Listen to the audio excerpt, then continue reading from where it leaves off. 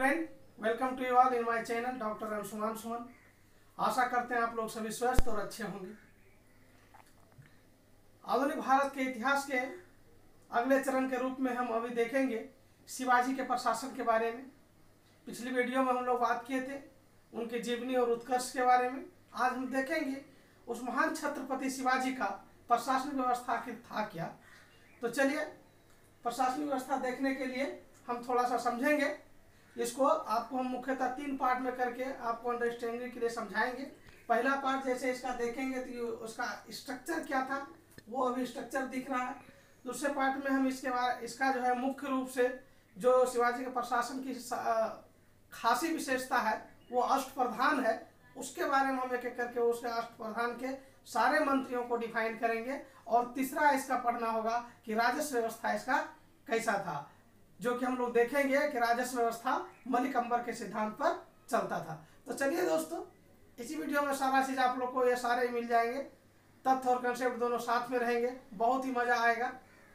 और हम आशा करते हैं कि आप लोग को अगर मेरा वीडियो अच्छा लगता है तो सब्सक्राइब और शेयर के साथ कमेंट जरूर कीजिए, हमको अच्छा लगेगा।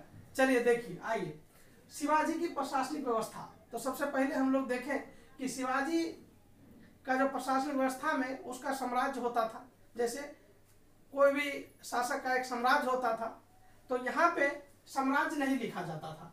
आप देखिए ध्यान से कि शिवाजी के जीते हुए क्षेत्र या शिवाजी के अधीन में जो क्षेत्र था उसको स्वराज्य कहा जाता था। ये बहुत इंपॉर्टेंट बात है, इसको ध्यान रखिएगा। तो स्वराज्य, साम्राज्य के जगह पर क्या है, स्वराज्य है। तो स्वराज्य को प्रांतों में बांट दिया जाता था, provinces. Swaraj was divided into provinces. और मुख्यतः प्रोविंसेस उसके समय में 3 प्रोविंस था। कितने प्रोविंस थे? 3 प्रोविंस थे। स्वराज को प्रांत में बांट दिए गए और प्रांत का जो यानी प्रोविंसेस का जो हेड होता था उसको गवर्नर कहा जाता था। ठीक है, गवर्नर। उसके बाद प्रांत को बांट दिया जाता था परगना में या तरफ में। परगना या तरफ का जो हेड होता था उसको तरफदार कह सकते हैं, तरफदार कहा जाता था। ठीक है दोस्तों। और उसके बाद सबसे निचले पैदान पर यानी कि शिवाजी के प्रशासन का निचले पैदान पर सबसे जो था वो गांव था, विलेज था। और उसके अधिकारी जो होते थे, प्रमुख अधिकारी, उसको पटेल कहा जाता था। तो याद रहेगा दोस्तों इसका। अगर आप लोग को पूछेगा कि शिवाजी के प्रशासनिक व्यवस्था में गांव का प्रधान कौन होता था या निचले क्रम का निचले क्रम का अधिकारी कौन होता था, तो आंसर होगा पटेल। तो ये चीज हम लोग आपका स्ट्रक्चर समझ गए। कितने प्रांत होते थे? मुख्यतः 3 प्रांत की चर्चा है। ठीक है, अब आइए, ये आपका स्ट्रक्चर था, शिवाजी के प्रशासनिक व्यवस्था का ये स्ट्रक्चर था। अब देखिए, वहां पे एक नया चीज हुआ। जिस समय शिवाजी का अभ्युदय दक्षिण भारत में हो रहा था, उस समय उत्तर भारत में मुगल सत्ता स्थापित था। वहां पे फारसी भाषा चल रहा था। प्रशासनिक व्यवस्था में जो फारसी भाषा चलता था, और उसी प्रकार का व्यवस्था आप देखेंगे कि दक्षिण भारत में जो सुल्तान थे, चाहे वो बीजापुर का सुल्तान हो या गोलकुंडा का सुल्तान हो, सभी फारसी भाषा को अपनाया था। लेकिन वीर शिवाजी ने भाषा के तौर पर संस्कृत और मराठा को लिया, संस्कृत और मराठा भाषा को अख्तियार किया। तो ये इंपॉर्टेंट है। साम्राज्य के जगह पर स्वराज इंपॉर्टेंट है और भाषा के जगह पर संस्कृत और मराठा। तो ये चेंजेज है, इसको समझना है आप लोग को। बाकी सबके साथ कंपेयर करना, अपने आप इंटरेस्ट डेवलप होगा। तो बाकी सब में ये सब चीज नहीं था, इसमें लेके आया कि साम्राज्य कहा जाता था और स्वराज कहा जाने लगा। भाषा पहले फारसी यूज होता था और संस्कृत और मराठा का इस्तेमाल क्या हुआ, शिवाजी के प्रशासनिक भाषा के रूप में होना शुरू हुआ। तो एक पार्ट हम लोग देख लिए, शिवाजी के स्ट्रक्चर देख लिए, शिवाजी के प्रशासनिक व्यवस्था का स्ट्रक्चर समझ गए। अब समझेंगे कि इसकी मुख्य जो विशेषता था, शिवाजी के जो मुख्य विशेषता था प्रशासन का, वह था अष्टप्रधान। यह सीधा सीधी क्वेश्चन में पूछा जाता है कि अष्टप्रधान की चर्चा किसके प्रशासनिक व्यवस्था में था। तो याद रखिएगा, अष्टप्रधान शिवाजी के समय में था। और अगर अष्ट दिग्गज पूछे तो एक कृष्ण देव राय के समय था। हम विजयनगर में इसको बताएंगे। ठीक है, तो अभी अष्टप्रधान की बात कर रहे हैं। तो आखिर अष्टप्रधान था क्या? तो अष्टप्रधान जो था 8 मंत्रियों का समूह था। एक प्रकार से इसको मंत्री परिषद कहा जा सकता है। अष्टप्रधान क्या था? 8 प्रमुख मंत्रियों का समूह था। एक प्रकार से इसको मंत्रिपरिषद कहा जा सकता है। लेकिन अंतर क्या था? आज के मंत्रिपरिषद और उस मंत्रिपरिषद में अंतर था कि वहां पे सामूहिक उत्तरदायित्व का कोई बात नहीं था। कोई यानी अष्टप्रधान जो है सामूहिक रूप से किसी चीज का उत्तरदायी नहीं था। अगर कोई उत्तरदायी था तो मिनिस्टर उत्तरदायी था। हर मंत्री जो था अपने छत्रपति के प्रति उत्तरदायित्व रखता था, बाकी सामूहिक उत्तरदायित्व नहीं था। यानी ये वाला बात है कि सामूहिक उत्तरदायित्व नहीं था, सब मिलके जो कोई इसी चीज का उत्तरदायित्व लेगा ऐसा व्यवस्था नहीं था। सामूहिक उत्तरदायित्व नहीं था, ठीक है, लेकिन व्यक्तिगत उत्तरदायित्व था। वो भी किसके प्रति? सीधे छत्रपति महाराज शिवाजी के प्रति। तो इसमें मंत्रिपरिषद में देखिए जो इसका प्रॉपर्टीज है, जो गुण है, उसको समझने की कोशिश कीजिए।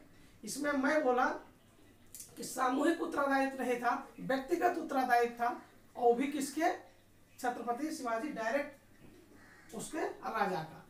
और उसके बाद देखिए जो अष्टप्रधान में जो मंत्री होते थे वो वंशानुगत नहीं होते थे। ऐसा नहीं कि वंश का है, किसी का बाप पहले मंत्री था उसका बेटा बन जाएगा और उसके बाद फिर उसका बेटा बन जाएगा, वंशानुगत नहीं था, ठीक है। और ये पद अस्थायी भी नहीं था कि एक बार मंत्री बन गया तो उसको हटाया नहीं जाएगा इत्यादि, वैसा नहीं था। वंशानुगत और अस्थायी बिल्कुल नहीं था। देखिए और अंतर देखिए कि जहां मुगल साम्राज्य में एक छोटे से बड़े अधिकारी सभी मनसबदार होते थे और क्या है उसको जागीर मिलता था, यहाँ जागीर जैसी समस्या नहीं था, इसको जागीर नहीं दिया जाता था। आप जब कंपेयर कीजिएगा तब आपको मजा आएगा। तो वहां जागीर मिलता था हर अधिकारी को, यहाँ जागीर नहीं, इसके लिए वेतन मिलता था। तो अभी आप समझ गए कि अष्टप्रधान में 8 मंत्री होता था जिसकी सामूहिक जवाबदेही कुछ भी नहीं होता था, व्यक्तिगत जवाबदेही होता था अपने छत्रपति के प्रति, और यह पद वंशानुगत नहीं होता था और नहीं अस्थायी होता था। इस पद के लिए जागीर नहीं मिलता था बल्कि वेतन मिलता था। तो आगे जब हम इसका एक एक मंत्री को डिफाइन करेंगे तब और आपको अच्छा लगेगा। अब देखते हैं कि अष्टप्रधान के जो 8 मंत्री थे वो कौन कौन थे और उसके पास कौन कौन सा विभाग था। आज के वर्तमान परिप्रेक्ष्य से हम इसको जोड़ेंगे और उसी के हिसाब से आप लोग भी जोड़िएगा, बहुत आनंद आएगा और मजा से सीख भी सकते हैं। तो सबसे पहले हम लोग देखेंगे पेशवा। पेशवा का जो पद था पूरे मराठा साम्राज्य में शिवाजी के समय में ये प्रधानमंत्री तक सीमित रहा, लेकिन आप लोग को मैं बताऊं कि यही पेशवा था अंत काल तक। ये कह सकते हैं कि मराठा साम्राज्य का वो सर्वोसर्वा हो गया, ठीक है।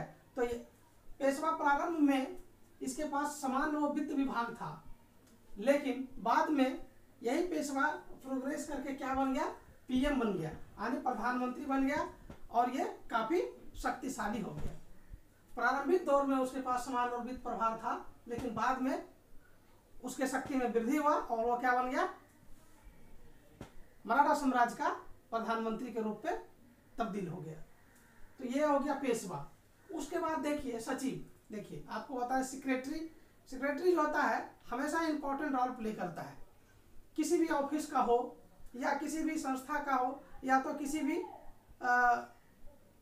पर्सनल बड़े व्यक्ति का कोई सेक्रेटरी हो। यहीं से सारा फाइलिंग होता है, यहीं से सारा कॉरस्पॉन्डेंस होता है, पत्र लिखे जाते हैं, चाहे वो किसी प्रकार का पत्र हो, गुप्त पत्र हो, कॉन्फिडेंशियल हो, तो ये सेक्रेटरी का बहुत इंपॉर्टेंट रोल होता है। तो ये सचिव जो था वो सेक्रेटरी था, वही था मराठा साम्राज्य का राजकीय पत्राचार का प्रधान, यानी राजकाज से संबंधित कोई भी पत्राचार होता था तो वो किसके अधीन होकर जाता था, गुजरता था? सचिव के अधीन से गुजरता था, ठीक है। तो आप देख लिए पेशवा और सचिव को समझ गए। पेशवा प्रधानमंत्री था और कोई भी पत्राचार होगा, किसी प्रकार का राजनयिक संबंध कहीं से स्थापित होंगे उसके लिए पत्राचार होंगे, संधि होंगे, पत्राचार होंगे, वो सब किसके अधीन था? सचिव के अधीन था। आइए उसके बाद था मजूमदार या अमात्य बोलते थे इसको, अमात्य। इसके पास राजस्व और वित्त विभाग था। राजस्व और वित्त विभाग का मतलब क्या हुआ? अभी का जैसे मान लीजिए कि फिनांस मिनिस्टर हो गया, वित्त मंत्री, तो वो उस समय कौन था, मजूमदार या अमात्य था। मजूमदार या अमात्य को उस समय वित्त मंत्री कहा जाता था। ठीक है, अब आइए आगे, बकिया नवीस। बकिया नवीस को मंत्री कहते हैं। आप जैसे वहां पे देखिए, ये प्रधानमंत्री और बकिया नवीस मतलब मंत्री। सिर्फ प्रधानमंत्री में प्राइम हटा दीजिए तो प्राइम मिनिस्टर होता है, तो यहाँ मिनिस्टर तो ये है ही। तो यहाँ पे भी देखिएगा, वर्तमान काल में अगर प्रधानमंत्री के बाद अगर कोई शक्तिशाली होता है तो कौन होता है, गृह मंत्री। तो ये बकिया नवीस भी जो था, ये जो मंत्री जो था, ये गृह मंत्री था या तो गुप्तचर विभाग इसके अधीन था। तो देखिए ये बहुत ही शक्तिशाली पोस्ट था। ठीक है, तो बकिया नवीस मतलब मंत्री, और ये मंत्री के हाथ में क्या क्या था, गृह मंत्री था और गुप्तचर विभाग था। तो ये भी आप लोग को आसानी से समझ गए होंगे। अब देखिए प्रशासनिक दृष्टिकोण से, आज के दृष्टिकोण से देखिएगा, आपने वित्त मंत्री पढ़ लिया। वित्त मंत्री किसको बोले, मजूमदार या अमात्य को बोले। प्रधानमंत्री भी देख लिए कैबिनेट में, प्रधानमंत्री का मतलब वहां पेशवा होता था। ठीक है, अब उसके बाद हम लोग क्या देखेंगे, विदेश मंत्री देखेंगे, बहुत जरूरी रहता है। अभी है कि ना विदेश मंत्री, तो उसी प्रकार से विदेश मंत्री यहाँ भी था। तो विदेश मंत्री को दबीर या सुमंत कहा जाता था। क्या कहा जाता था, दबीर या सुमंत कहा जाता था इसको, विदेश मंत्री। तो विदेश मंत्री हो गया। अच्छा, अभी भी देखते हैं कि किसी भी देश के लिए उसकी सैनिक शक्ति होता है कि नहीं, सेनापति जैसे भी थल सेना का कमांडर। अभी तो भारत के परिप्रेक्ष्य में देखेंगे तो तीनों सेना का एक कमांडर का पद जो है स्थापित कर दिया गया है। ठीक है, तो उस प्रकार से यहाँ पे भी देखेंगे सर नौबत सेनापति। चलिए, तो सेनापति सर नौबत को क्या कहा जाता था, सेनापति कहा जाता था। यहाँ पे कुछ चीज बताना है कि ये जो सर नौबत सेनापति होता था, ये शिवाजी के समय में अवैतनिक होता था, ऑनरेरी होता था, यानी कि इसके पास कोई भी डिफेक्टो पावर नहीं रहता था। यह नाम मात्र का सेनापति था, सारा शक्ति छत्रपति के पास रहता था। तो अब देखिए सेनापति का ये स्थिति था सर नौबत। ठीक है, और पंडित राव। तो देखिए पंडित राव का मतलब, पंडित से मतलब एक धार्मिक कार्य करेगा, दान पुण्य का काम करेगा। तो धार्मिक विभाग और दान विभाग पंडित राव के पास था। तो पंडित राव से सिर्फ आपको मात्रा में एडजस्ट करना है कि ये पंडित ही एक्चुअल में था। तो पंडित क्या करता है, धार्मिक काम करता है और दान पुण्य करता है। तो वो विभाग का हेड पंडित राव था। और न्यायाधीश भी आपको आसानी से समझ में आएगा। न्यायाधीश का काम था कि चाहे वो सैनिक हो या असैनिक हो, कोई भी मामला हो उसका न्याय कौन करेगा, न्यायाधीश करेगा। तो ये इस प्रकार से आप देख लिए कि जो शिवाजी के अष्ट प्रधान में 8 मंत्री थे और 8 की विशेषता अलग अलग थी, उसके पास अलग अलग विभाग थे। व्यक्तिगत रूप से सब शिवाजी का उत्तरदायी था, सामूहिक रूप से कोई उत्तरदायी नहीं था। तो इस प्रकार से आप अष्ट प्रधान को समझ गए हैं। अब समझेंगे राजस्व व्यवस्था। देखिए, आपको शिवाजी का राजस्व व्यवस्था के बारे में हम चर्चा करेंगे। तो सबसे पहले ये जानिए कि शिवाजी का जो राजस्व व्यवस्था था वो मलिक अंबर के सिद्धांत पे चलता था। प्रश्न जरूर उठता होगा कि आखिर मलिक अंबर कौन था। मलिक अंबर जो था अबसीनियाई मूल का एक व्यक्ति था, जिसके माता पिता ने दास बाजार में उसको बेच दिया था।